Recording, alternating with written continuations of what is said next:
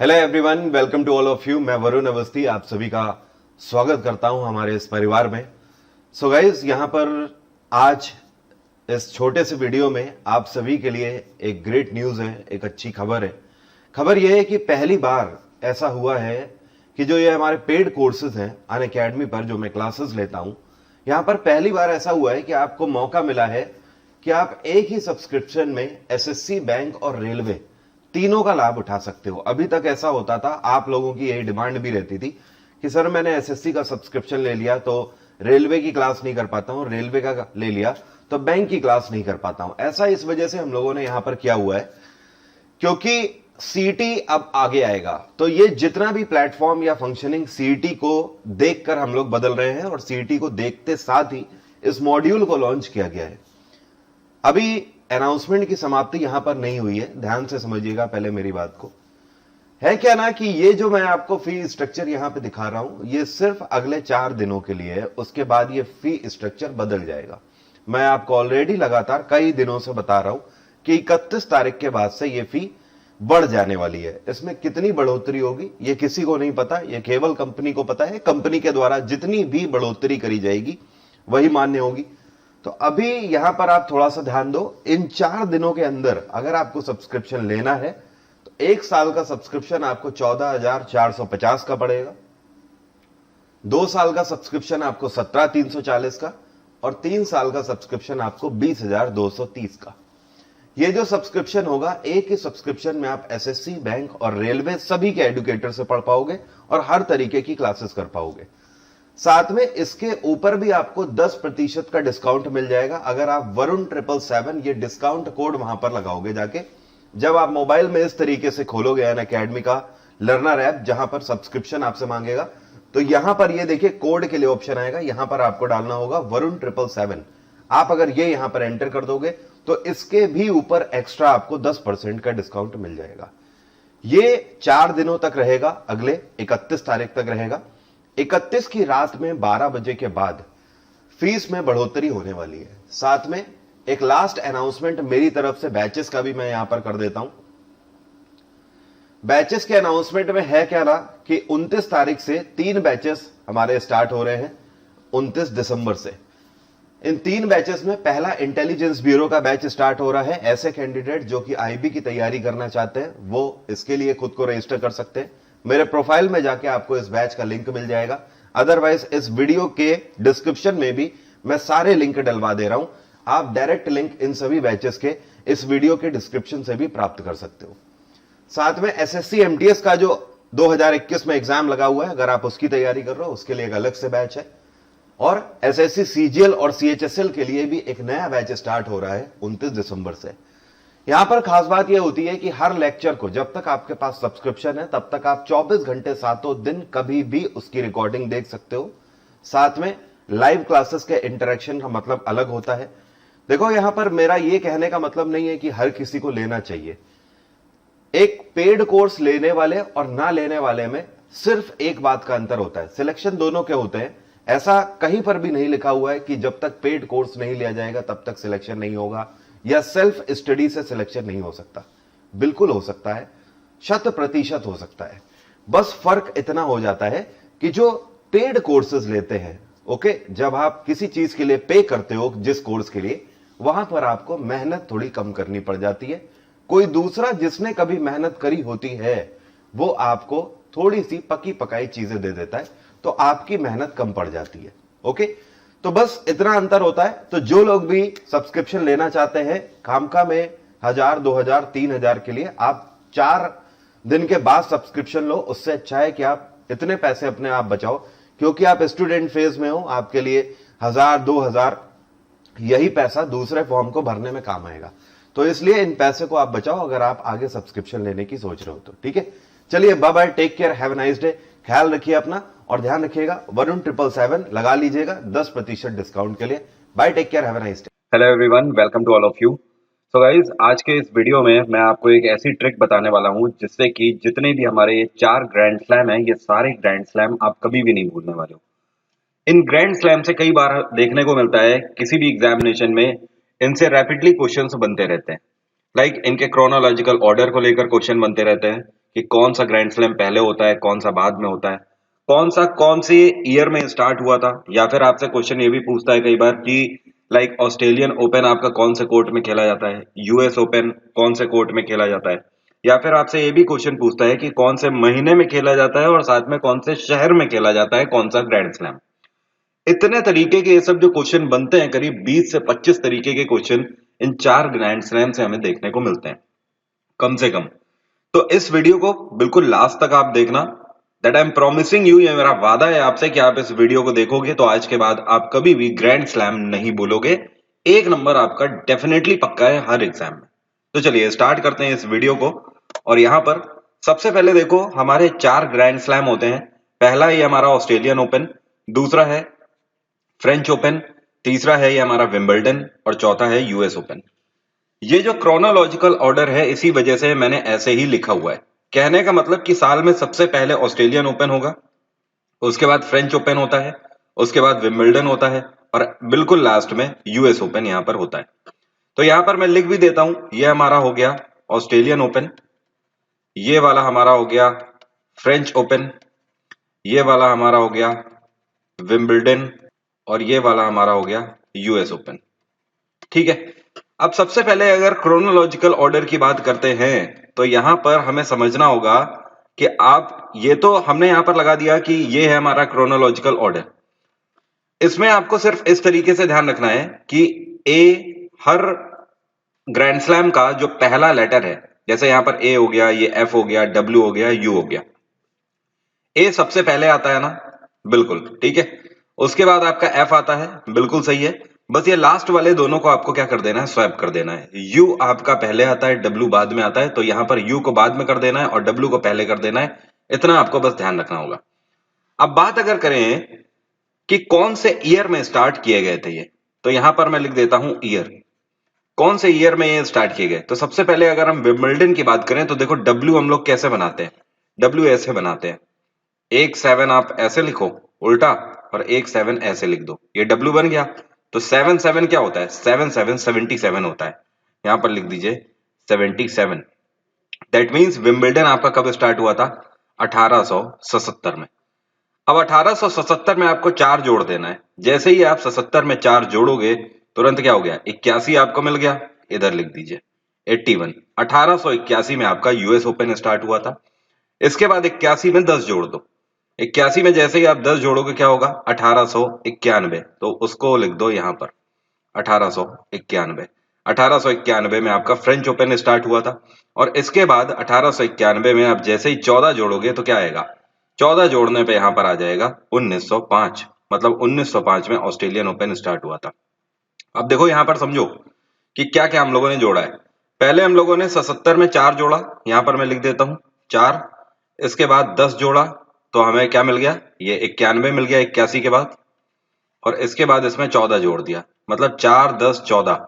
ये एक तरीके से सीरीज बन रही है, जो आपकी सीरीज रीजनिंग में पूछी जाती है, बस वैसी सीरीज बन रही है 4 10 14। या फिर आप ये बोल सकते हो 4 10 और दोनों को मिला दिया तो 14 बन गया, बाद वाले में 14 जोड़ देना है। 1881 में 14 जोड़ा तो कितना आ गया, 1905 आ गया। तो ऑस्ट्रेलियन ओपन हमारा 1905 में स्टार्ट हुआ, फ्रेंच ओपन हमारा 1891 में स्टार्ट हुआ, विंबलडन स्टार्ट हुआ 1877 में और यूएस ओपन स्टार्ट हुआ 1881 में। अब यहां पर हम लोग बात करते हैं कोर्ट की। कोर्ट से इसके बाद हमसे बहुत सारे क्वेश्चन पूछे जाते हैं कि कौन सा ग्रैंड स्लैम कौन से कोर्ट में खेला जाता है। तो देखो सबसे पहले ही मैं आपको क्लियर कर दूं, कोर्ट आपके ये होते हैं 3 तरीके के। ये वाला जो लाल मिट्टी पर है इसको बोलते हैं क्ले कोर्ट। क्या बोलते हैं, क्ले कोर्ट। ये वाला आपका ग्रीन कोर्ट है और ये वाला आपका हार्ड कोर्ट है। 3 तरीके के कोर्ट होते हैं और 4 ग्रैंड स्लैम है। इसका मतलब ये है कि कोई एक ऐसा कोर्ट है जो कि 2 ग्रैंड स्लैम में खेला जाता है। ठीक है। तो यहां पर आपको समझना है कि सबसे पहले तो आप यहां पर ध्यान रखो क्ले। क्ले किस चीज से बना हुआ है, क्ले सी से स्टार्ट होता है, क्ले। ठीक है। तो इनमें से Australian open, French open, Wimbledon और यूएस ओपन, इन चारों में से किस वर्ड में सी आ रहा है, देखिए केवल फ्रेंच में सी आता है। ठीक है। तो फ्रेंच मतलब क्ले कोर्ट में खेला जाता है।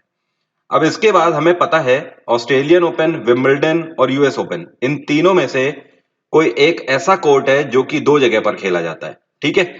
तो यहां पर देखो ऑस्ट्रेलियन ओपन का ए विंबलडन का W और यूएस ओपन का U, इन तीनों में एक चीज कॉमन है, ए और यू ये दोनों हमारे वॉवल हैं। तो ऑस्ट्रेलियन ओपन और यूएस ओपन दोनों में हार्ड कोर्ट का यूज किया जाता है, हार्ड कोर्ट। और बचा एक हमारा विंबलडन, मतलब इसमें कौन सा, ग्रीन कोर्ट।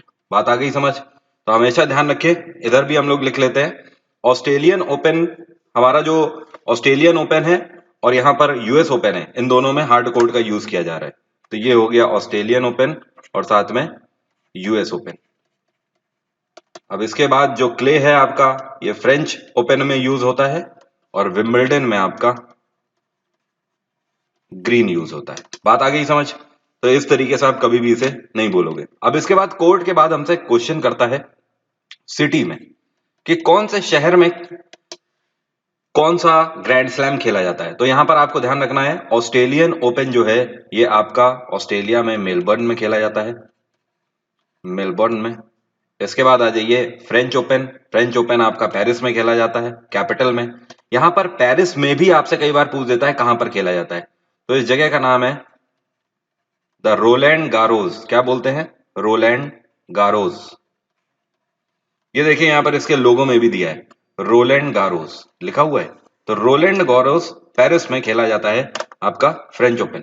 इसके बाद आ जाइए विंबलडन, विंबलडन आपका लंदन में खेला जाता है, मतलब यूके। और इसके बाद ये हो गया आपका यूएस ओपन, ये खेला जाता है न्यूयॉर्क में, न्यूयॉर्क यूएस। ठीक है, तो ये हमारे हो गए 4 शहर, किन किन शहरों में कौन सा ग्रैंड स्लैम खेला जाता है। अब बात आती है मंथ की, कौन से मंथ में खेला जाएगा कौन सा ग्रैंड स्लैम। देखो ऑस्ट्रेलियन ओपन सबसे पहले हो रहा है साल में, तो साल की शुरुआत किससे होती है? जनवरी से होती है। ये आपका मिड जनवरी में खेला जाता है, ध्यान रखिएगा। कहां पर? मिड जनवरी में। यहां पर मिड जनवरी का मतलब समझने क्या है? मिड जनवरी का मतलब है कि जनवरी में ये स्टार्ट होगा और जनवरी में ही खत्म होगा। कौन सा? Australian open. इसके बाद हमारा फ्रेंच ओपन। अब देखो जे से हमारा स्टार्ट हो रहा है जनवरी, तो जे के बाद दूसरा ऐसा कौन सा महीना आ रहा है जो कि जे से स्टार्ट होता है? फरवरी, मार्च, अप्रैल, मई, जून। तो जे से जून आया ना, तो जून में फाइनल खेला जाता है किसका? फ्रेंच ओपन का। मतलब जून में इसका फाइनल खेला जा रहा है, तो एक महीना पहले ये स्टार्ट हो रहा है। तो कब से? मई से ये स्टार्ट होगा, मई से जून तक खेला जाता है हमारा क्या? French open. अब इसके बाद देखिए अगला जे कब आ रहा है? अगला जे जून के बाद जुलाई। तो जुलाई में फाइनल खेला जाएगा किसका? जुलाई में फाइनल खेला जाता है विंबलडन का। दैट मीन्स कि ये स्टार्ट हो रहा है कब? एक महीने पहले, जुलाई से पहले जून में ये स्टार्ट हो रहा है। अब इसके बाद आ जाइए यहां पर लास्ट में, देखो यूएस में एक चीज आपको ध्यान रखनी है, यूएस में लेबर डे जो है ये सितंबर मंथ के पहले मंडे को मनाया जाता है। तो वहां के लेबर भी इसे देख सके इस वजह से, फर्स्ट मंडे ऑफ सितंबर। तो सितंबर में इसका इस वजह से फाइनल खेला जाता है। किसमें? सितंबर में। फाइनल किसका? यूएस ओपन का। अब सितंबर में खेला जा रहा है, मतलब एक महीने पहले ये भी स्टार्ट होगा। तो सितंबर से पहले अगस्त, अगस्त से लेकर सितंबर तक ये आपका यूएस ओपन होता है। ये एक पूरा ऐसा डेटा अभी चार्ट में बन चुका है जो कि आप डेफिनेटली अब कभी नहीं भूलोगे, और कभी भी क्वेश्चन होगा तो आप वो क्वेश्चन सारे आराम से हिट कर पाओगे। अभी हम लोग यहां पर बात करने वाले हैं कि 2019 के ग्रैंड स्लैम किसने जीते, उसकी भी एक ट्रिक है, बड़ी सिंपल सी। क्योंकि 2020 में होने वाले सभी एग्जाम्स में ये क्वेश्चन पूछा ही पूछा जाएगा। अब यहां पर एक क्वेश्चन और होता है, उसके बाद आगे बढ़ते हैं। क्वेश्चन एक आपसे यह पूछा जाता है कि इसमें से कौन सा ऐसा ग्रैंड स्लैम है जो कि वेट वेदर में खेला जाता है। तो आपको ध्यान रखना है, देखो इन चारों ग्रैंड स्लैम में से सबसे लास्ट में कौन सा स्टार्ट हुआ? सबसे लास्ट में हमारा यूएस ओपन स्टार्ट हुआ 1905 में। तो जो चीज जितनी नई होती है उसमें टेक्निक उतनी बेहतर होती है, तकनीक और बेहतर होती चली जाती है। तो आपको ध्यान रखना है सबसे नया है हमारा ऑस्ट्रेलियन ओपन, इसलिए ऑस्ट्रेलियन ओपन आपका वेट वेदर में भी खेला जाता है, वेट वेदर। दूसरी चीज आप इसको इस तरीके से भी याद कर सकते हो कि ऑस्ट्रेलियन ओपन आपका कहां हो रहा है? हार्ड कोर्ट में हो रहा है। आप क्ले देख रहे हो, क्ले में बारिश होगी तो फिर यहां पर डेफिनेटली बिल्कुल यहां पर मड हो जाएगा। अगर ग्रास में होगा ये भी मडी हो जाएगा थोड़ा बहुत, लेकिन हार्ड कोर्ट बनाई इसीलिए कि यहां पर ये वेट वेदर में हो सके। लेकिन कंफ्यूज मत होना, केवल यूएस ओपन ही वेट वेदर में खेला जाता है। सॉरी, ऑस्ट्रेलियन ओपन ही आपका वेट वेदर में खेला जाएगा, यूएस ओपन नहीं खेला जाएगा। अब आगे बात करते हैं 2019 के हमारे विनर्स की। यहां पर मैं फिर उस तरीके से लिख लेता हूं। ये हो गया हमारा ऑस्ट्रेलियन ओपन, इसके बाद ये हमारा हो गया फ्रेंच ओपन, इसके बाद तीसरे नंबर पे हमारा हो गया विंबलडन, और चौथे नंबर पे हमारा हो गया यूएस ओपन। अब देखो यहां पर अगर मेंस की बात करें तो आपको सीधा सा एक मंत्र ध्यान रखना है, NR NR NR NR. N for Novak जोकोविच, नोवाक जोकोविक। इसके बाद R for Rafael Nadal, Rafael Nadal. फिर आ जाइए नोवाक जोकोविच, एन फॉर नोवाक जोकोविच, और फिर से आ जाइए आर फॉर राफेल नडाल।